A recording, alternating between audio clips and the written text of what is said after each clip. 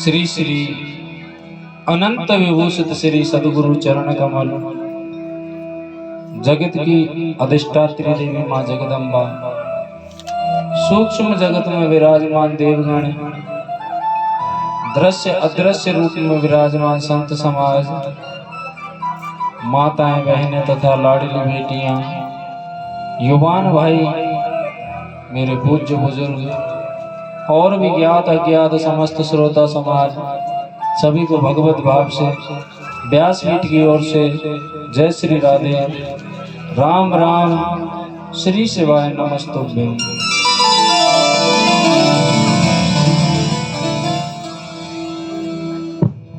महाशिवरात्रि के पावन पर्व पर मृत्युंजय महादेव परिवार के तत्वाधान में चल रही भगवान शंकर की प्रत्यक्ष मूर्ति श्री प्रदोष शिव महापुराण दिव्य कथा का आज चतुर्थ दिवस यानी चौथा दिन है। जो महादेव के छोटे पुत्र थे गजानंद, उनकी बुद्धि ऐसी थी, जब सब देवताओं की बुद्धि चलना बंद हो जाता था, जब उनकी काम करना प्रारंभ करते थे। सभी काशी के अंतर्गत सभी देवताओं का वास दोबारा करवा दिया। कहते हैं जो भगत महादेव को भजता है, महादेव की आराधना करता है, शिव महापुराण की कथा कहती है कि स्वयं महादेव उस भक्त के कदम से कदम मिला करके चलते हैं। महादेव स्वयं कहते हैं विद्येश्वर संहिता में कि अगर कोई भी भगत अज्ञानवश मेरी तरफ एक कदम बढ़ाता है तो मैं उसकी ओर 21 कदम बढ़ाता हूं। महादेव कहते हैं इस बात को। शिव और नंदीश्वर संवाद में ये बात आती है, और सही बात है कि महादेव के लिए अज्ञानवश भी कोई अगर कार्य कर लिया जाए तो महादेव प्रसन्न हो जाते हैं। अज्ञानवश शायद आपको पता नहीं है, जो आज कुबेर भंडारी धन का मालिक बना पड़ा है, वो पहले एक चोर था। अज्ञानवश माता को उसके पिता ने निकाल दिया। समाज के ताने सुन करके वो बाहर चले गए जंगल में। 5 दिन भूखा रहा। शिवरात्रि के दिन प्रसाद का लालच लेकर के वो मंदिर पे जा बैठा, और शाम तक फिर भूखा रहा। महादेव की आराधना के दर्शन किए। प्रभाव क्या हुआ? महादेव ने उसको चोर से उठा करके धन का मालिक बना दिया। तू धन का मालिक।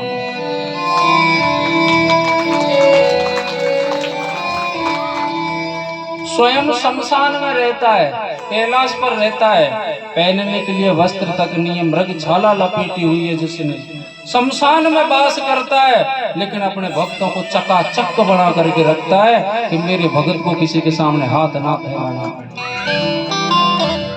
कहते हैं भक्ति मार्ग में सबसे ज्यादा कठिनाइयां आती हैं। भक्ति मार्ग में जैसे ही हम चलेंगे कठिनाइयों का आना प्रारंभ हो जाएगा। सबसे पहले कहते हैं अवहेलना तो इतनी सहन करनी पड़ती है। पहले नंबर तो घर से ही लग जाता है। भक्ति में आप लग जाओ, घर वाले ताने देना शुरू कर देंगे, सुने इस घर में रहना है तो काम करना पड़ेगा, नहीं यहाँ टिक कर नहीं रखे तेरे लिए, निकल जा। लोग विचलित हो जाते हैं, महाराज भक्ति कैसे करें? घर वाले नहीं करने देते, आस पड़ोसी ताने मारते हैं, ताने ही तो मारते हैं। एक भगत हुआ था छोटा सा, जिसका नाम था प्रहलाद, हुआ था कि नहीं? या आपको तो आस पड़ोसी ताने मार रहे हैं, उसके तो स्वयं के पिता ने, जो खास पिता था, क्या गति की उसकी? जहर उसको खिलवाया, पहाड़ों से उसको गिराया, अग्नि में उसको जलाया, सर्पों से उसको कटवाया। कौन सी कुगत नहीं की उसकी, लेकिन उसका जो विश्वास था ना, वो अटल विश्वास था। उसका विश्वास डगमगाया नहीं। पिता ने तपते हुए खंबे से लिपटने के लिए कहा था, अग्नि का तपता हुआ लाल खंबा। बोली ये बता, तू कहता है भगवान का कण कण में वास है, तो इस खंबे में भी है तेरे भगवान? बोले हैं। तो बोले लिपट करके बता, अपने भगवान को सीने से लगा करके बता। प्रहलाद ने गौर से देखा तो उस पर एक चींटी भ्रमण कर रही थी। चींटी कितनी सी होती है, कितनी क्षमता होती है, अग्नि की अगर लपट लग जाए उसको तो नष्ट है, वो जल करके राख। लेकिन वो तपते हुए खंबे पर घूम रही है। प्रहलाद ने देखा कि जब ये हल्का सा जीव इस पर भ्रमण कर रहा है, मैं तो मेरे प्रभु का प्रिय दास हूँ, प्रिय सेवक हूँ, ऐसा कह करके लपेट लिया उस खंबे को, चिपक लिया उससे। कोई भी कार्य कर तो विश्वास से करो, विश्वास करो। माता आदिशक्ति ने किया था। कहते हैं बिना अगर तप के या बिना मेहनत के, बिना तप के परमात्मा को पाओगे तो महत्व नहीं समझ पाओगे, और बिना मेहनत के धन को पाओगे तो महत्व नहीं समझ पाओगे। बिना मेहनत के आपको धन मिल जाए, आप उसे रोक ही नहीं सकते, साफ सेकंडों में उड़ा दोगे। और मेहनत से किया हुआ धन खर्च करने से पहले 1000 बार सोचोगे इसको कहाँ लगा। बिना मेहनत के माता सती ने पाया था भोलेनाथ को, रत्ती भर भी कदर नहीं की, ना बात की ना उनके वचनों की। पिता ने यज्ञ रचाया था, सबने सुनिया था, ना करने के बाद भी भोलेनाथ के गई। और ये सही बात है, शास्त्रोक्त बात तो कभी झूठी नहीं होती। अगर पति देव मना करते हैं किसी कार्य के लिए तो नहीं करना चाहिए, बाद में बड़ी दिक्कत आती है, उस समय तो समझ नहीं आता। अगर पति देव पुरुष वर्ग अगर मना करता है किसी कार्य के लिए तो कोई ना कोई कारण छुपा होता है। माता सती से मना किया, नहीं मानी, क्या हुआ, अपमान का सामना करना पड़ा। अगर जाते हो, मैं ये नहीं कहता, मैं किसी का पक्ष नहीं ले रहा, बहुत सी मैया कहती है बोले ये तो मैया की लेडीजन की बुराई करें, बुराई नहीं करता। अगर हम कथा करें उससे समाज में सुधार ना आए तो ऐसी कथा का क्या मतलब है। ऐसी कथा नहीं होती, फिर व्यथा होती। माता सती से मना की, देवी बिना बुलाए नहीं जाना चाहिए कहीं, स्वयं के पिता का घर ही क्यों ना हो, आपको अपमान का सामना करना पड़ सकता है। लेकिन ये माताओं के दिमाग के सामने किसी की चलती थोड़ी ना। स्वयं भोलेनाथ हारे इस बात से, बोले तुमको नहीं पता है इतना विशाल यज्ञ हो सकता है कि निमंत्रण देना भूल गए होंगे। चलो तुम्हारे सामने ही कहूंगे कि तुमने तो नहीं बुलाया, लेकिन हम आगे शर्म के मारे नीचे नजर कर लेंगे। लेकिन उनको क्या पता कि स्वयं चल करके नहीं बुलाया। मना करने के बाद भी गई, हुआ क्या, चाहे पत्नी कैसी भी होती है अपने सामने चलने नहीं देती है, लेकिन ये भी सत्य बात है कि स्वयं लड़ लेगी, भिड़ लेगी। चाहे कुछ भी हो जाए, दूसरे को पति की अवहेलना नहीं करनी देगी। ये हमारी भारतीय सनातन नारियों की बात हो रही है। स्वयं चाहे कुछ कह लेगी पति से, अगर पति के बारे में दूसरे ने कुछ कह दिया ना तो ये समझ लो आग बबूला हो जाएगी। स्वयं के पिता क्यों ना हो, जैसे दक्ष प्रजापति माता सती के पिता। हम सोचा कि प्रभु ने मना तो किया लेकिन नहीं मानी, अपने आप को जला करके भस्म कर दिया। पूछाऊं कहीं देख ले, देखो देखो स्वयं की साड़ी है इनकी, अपने आप को जला करके भस्म कर दिया। कई बार माता सती जो आदिशक्ति सती बन करके आई, वहां तो कई जगह अवहेलना की भोलेनाथ की। एक दिन की बात कि भोलेनाथ समाधि में बैठे, माता सती बोली आप तो देवों के देव हैं, आपका भी कोई देव है क्या? बोले क्यों? बोले आप भजन करते हो, किसका करते हो? जब भी कोई काम की बात करूं तुमसे, बोले भजन कर रहा हूं। किसका भजन करते हो? आपका भी कोई भगवान? बोले है ना। कौन है? बोले सोई मम इष्ट देव रघुवीरा। भविष्य में होने वाली घटना को बता दिया कि आगे जाकर के त्रेता युग में सूर्य वंश के अंतर्गत एक रघु राजा होंगे, उनके भी वंश में आगे जाकर के दशरथ नाम के राजा होंगे, उनके पुत्र बन करके आएंगे मेरे प्रभु, जिनका नाम होगा रामचंद्र, वो ही है मेरे भगवान। लेकिन उनको ही वो बात सही नहीं लगी, बिल्कुल सही नहीं लगी। शंका हुई, बोले मैं दर्शन करना चाहती हूँ, कैसे देखते हैं भगवान? तो उन्होंने भविष्य का दर्शन करा दिया। दृश्य कौन सा दिखाया कि माता सीता का हरण हो चुका था, और भैया लक्ष्मण और रामचंद्र जी सीता सीता कह करके पुकारते हुए, तो प्रभु देवादिदेव महादेव ने कौन सा दर्शन कराया, कौन सी छवि के दर्शन कराए कि जब माता सीता का हरण हो गया था और माता सीता को पुकारते पुकारते ये दोनों भाई सीता सीता कहते कहते, भाभी कहते कहते खोजते हुए घूम रहे थे वन में। मन में शंका आ गई, बोले देखो ये भगवान है, अगर ये भगवान है तो ये किसी को इस तरीके से विलाप करते हुए क्यों ढूंढ रहे हैं, भगवान को तो सब पता रहता है। और महादेव त्रिनेत्रधारी हैं, दूसरे त्रिकालदर्शी अंतर्यामी, स्वयं समझ गए मन की बात। बोले तुमको भरोसा नहीं है ना, परीक्षा ले सकती हो। उस समय तो कुछ कहा नहीं, और हुआ क्या, अपनी दिमाग लगाया, चतुराई चलाई, जिसको खोज रहे थे उसी का भेष बना लिया माता जानकी का, और सामने से आने लगी। रास्ते में जैसी प्रभु श्री राम की नजर पड़ी तो हाथ जोड़ करके कहते हैं, मैया आप अकेली आई हो, बाबा कहाँ रह गए। पैरों तले जमीन खसे खिसक गई माता सती के, और भोलेनाथ के पास में पहुंची। भोलेनाथ ने कहा, बोले पड़ गई तसल्ली, ले ली परीक्षा। बोले प्रभु परीक्षा की क्या बात है इसमें, आपने कहा और मैंने मान लिया, यहाँ भी झूठ बोल दिया।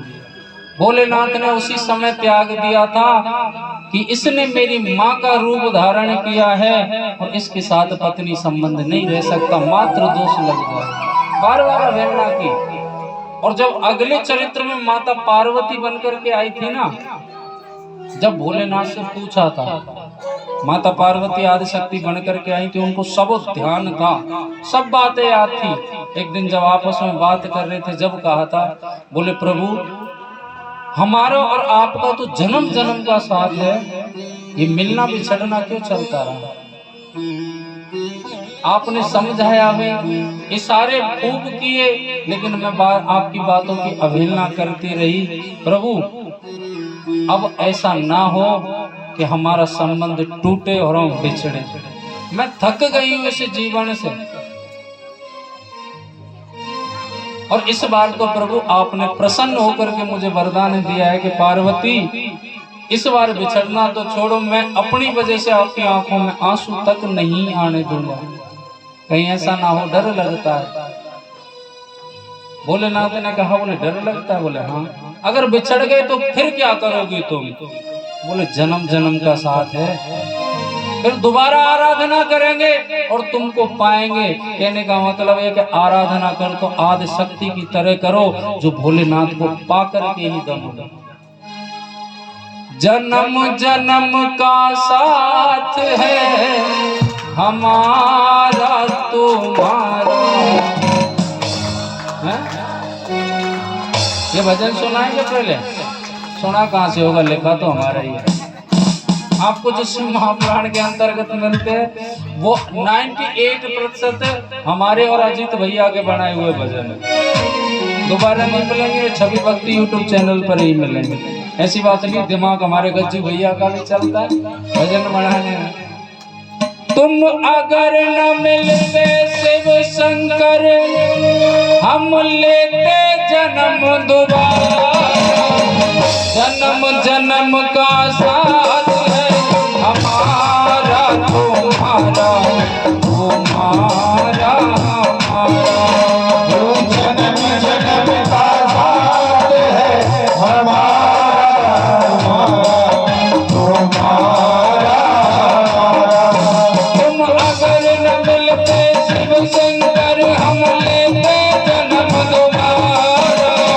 जन्म जन्म का साथ है हमारा तुम्हारा, तुम्हारा हमारा। जन्म जन्म का साथ है हमारा हमारा, तुम्हारा हमारा। हर हर महादेव।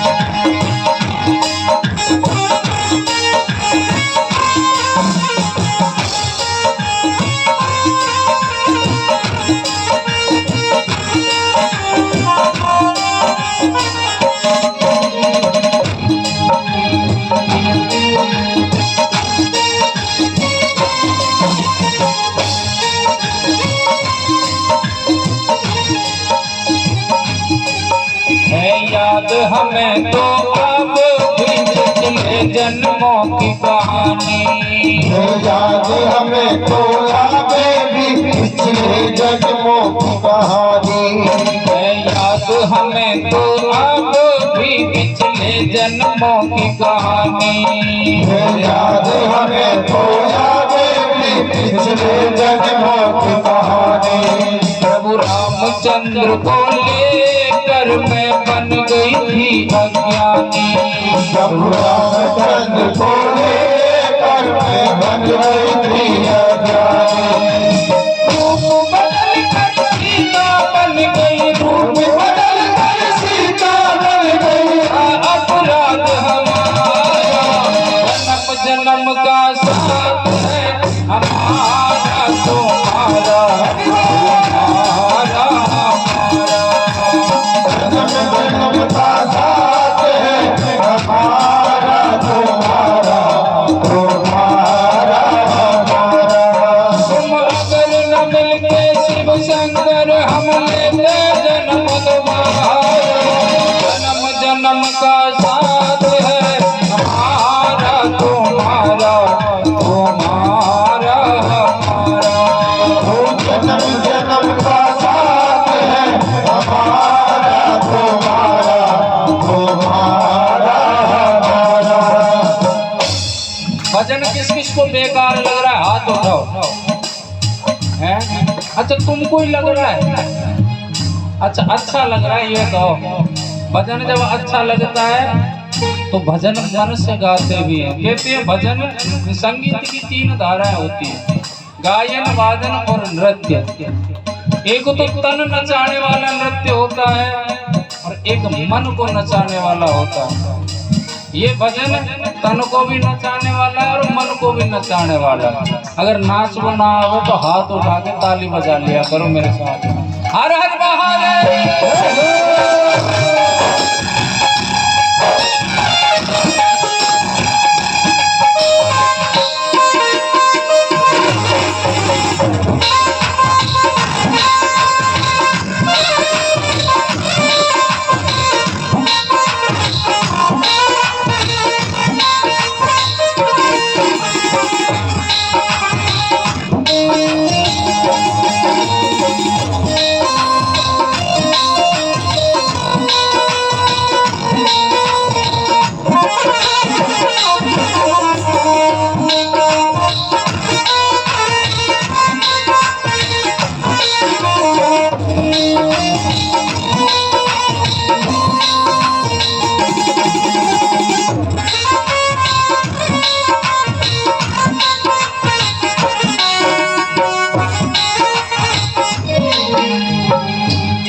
माता पार्वती कहती है भोलेनाथ से, बोले मुझे सब याद है प्रभु कि मैंने कौन कौन सी गलती की, लेकिन गलती तो इंसान से ही होती है, भगत से होती है। भगवान से अगर गलतियां होने लगी तो फिर कैसे काम चलेगा प्रभु। आपने मना किया था फिर भी मैं पिता के यहाँ पर गई, मैं समझ नहीं कि आपने तो समझाया था। जब यज्ञ पिता ने किया नहीं कोई निमंत्रण आया। जब यज्ञ पिता ने किया नहीं कोई निमंत्रण आया। जब यज्ञ पिता ने किया नहीं कोई निमंत्रण आया। जब यज्ञ पिता ने किया नहीं कोई निमंत्रण आया। जिद करके वहाँ गई थी मैं, तुमने तो बहुत समझाया। जिद करके वहाँ गई थी मैं, तुमने तो बहुत समझाया। ये मिलन आखिरी था अपना, ये मिलन आखिरी था अपना, मैं समझी नहीं इशारा। जन्म जन्म का साथ है हमारा तुम्हारा तुम्हारा हमारा। जन्म जन्म का साथ है हमारा तुम्हारा तुम्हारा हमारा। हर हर महादेव।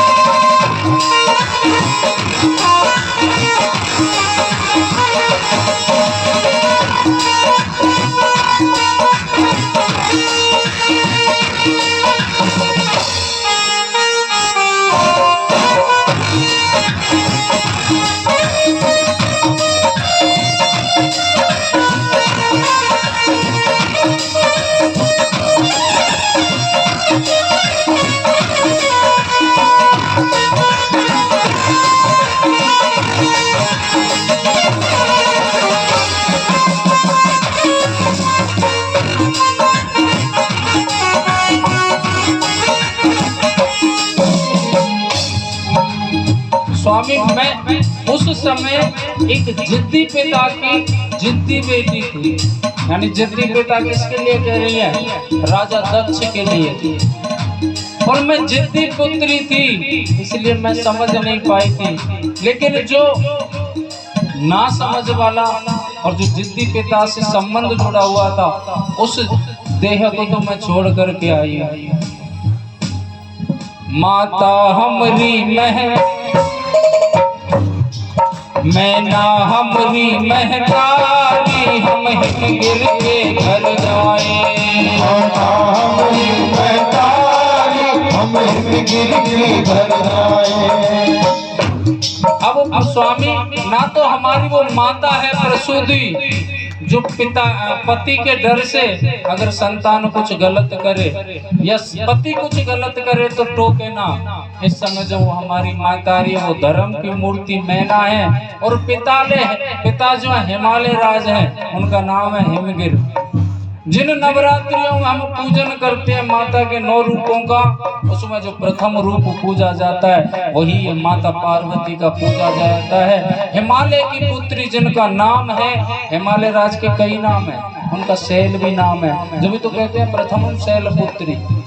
शैलपुत्री रूप की पूजा होती है ना, ये यही है। मैना हमरी महतारी, हम गिर के घर जाए। मैना हमरी महतारी, हम गिर के घर जाए। मैना हमरी महतारी, हम गिर के घर जाए। मैना हमरी महतारी, हम गिर के घर जाए। हमने जब होश संभाला तो नारद मुनि घर आए।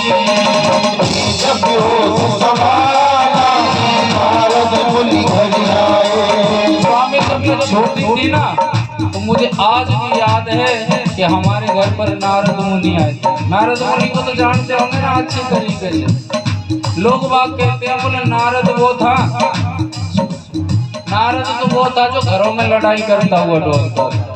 लड़ाई चाहे जिसमें लठ बजवा देता। कभी किसी पति पत्नी में लड़ाई नहीं होते, नारद जी पहुंच जाते तो लड़ाई होना शुरू हो जाता। ये सब गलत की बात है। कहते हैं नारद जी तो वो थे कि अगला कार्य क्या होना है वो भगवान को भी नहीं पता होता था। नारद जी याद दिलाते थे जाकर। जिसकी बनाई हुई योजना कभी रद्द ना हो वो है नारद। जिस घर में हमेशा झगड़े होते हो वहां नारद पहुंच जाए तो कभी झगड़ा नहीं होता था। और जहाँ कभी झगड़ा ना हो वहां नारद पहुंच जाते तो वो झगड़े प्रारंभ हो जाते थे। लेकिन वो झगड़े किस बात के थे? जिज्ञासु थे, किसी जानकारी के लिए। कोई ना कोई उसमें कल्याण छुपा रहता है। जैसे हमारे सचिन शास्त्री जी बात करते हैं ना, बड़े पॉइंट की बात करते हैं। कभी कभी ऐसी बात करते हैं, अगले आदमी को तो ये लगेगा पागल हो लिया है, लेकिन उसमें पॉइंट छुपा रहता। तो मैं कभी कभी उनको नारद भी कह दिया। नारद मुनि आए थे स्वामी घर, वो सब कुछ बोल गए थे मेरे पिताजी को, और मेरे सिर पर हाथ रख करके और पूरा भविष्य बता दिया था नारद जी ने बिना पूछे। मैना हमरी महतारी, हम गिर के घर जाए। मैना हमरी महतारी, हम गिर के घर जाए। हमने जब होश संभाला तो नारद मुनि घर आए। हमने जब होश संभाला तो नारद मुनि घर आए। वो सब कुछ हमको बोल गए, वो सब कुछ हमको बोल गए, ना सोचा नहीं पिता। जन्म जन्म का साथ है हमारा तुम्हारा, तुम्हारा हमारा।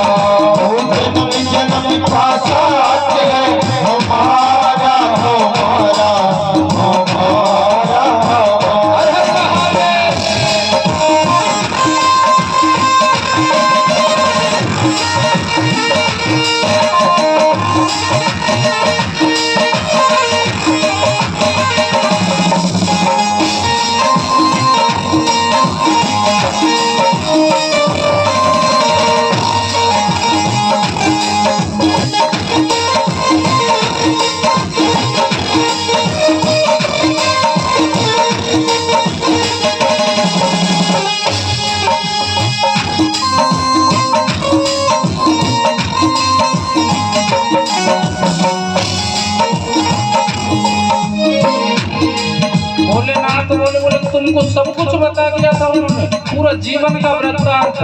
माता पार्वती कहती है जी प्रभु। बोले विवाह के बारे में बताया? बोले बिल्कुल। तो बोले क्या बताया था? कि मेरे साथ में होगा। बोले उनकी तो पूछो ही मत, उन्होंने बताया बड़े इस प्रकार से बताया कि अच्छी खासी माँ के सामने बता देना कि छोरा ऐसा है तो कभी जीवन में विवाह ना होने दे। सही बात है, नारद जी ने जिस प्रकार बताया ना कि इसके लिए जो पति होगा वो कैसा होगा, अच्छे से की खोपड़ी खिसक जाएगी। सिर पर हाथ रखा माता आदि शक्ति के, जब नारद जी उनसे कह रहे थे इस बात को, बोले कि भवानी सुन ले तेरा पति ऐसा होगा। बोले कि भवानी सुन ले तेरा पति ऐसा होगा। बोले कि भवानी सुन ले तेरा पति ऐसा होगा। बोले कि भवानी सुन ले तेरा पति ऐसा होगा। ऐसी पागल सरभंगी भिखमंगो जैसा होगा। ऐसी पागल सर्वभागी भिखमंगो जैसा होगा। ऐसी पागल सरभंगी भिखमंगो जैसा होगा। ऐसी पागल सर्वभागी भिखमंगो जैसा होगा। गले मुंड की माला होगी, गले मुंड की माला होगी। सिर पर गंगा की माला। जन्म जन्म का साथ है हमारा तुम्हारा, तुम्हारा हमारा। वो जन्म जन्म का साथ है हमारा हमारा हमारा हमारा। तुम अगर न मिलते शिव शंकर हम लेते जन्म दोबारा। जन्म जन्म का साथ है हमारा तुम्हारा, तुम्हारा हमारा। वो जन्म जन्म का साथ है हमारा तुम्हारा तुम्हारा हमारा। हमारा तुम्हारा, तुम्हारा हमारा। तुम्हारा तुम्हारा तुम्हारा हमारा। तुम अगर न मिलते शिव शंकर हम लेते जन्म दोबारा। जन्म जन्म का साथ है हमारा तुम्हारा, तुम्हारा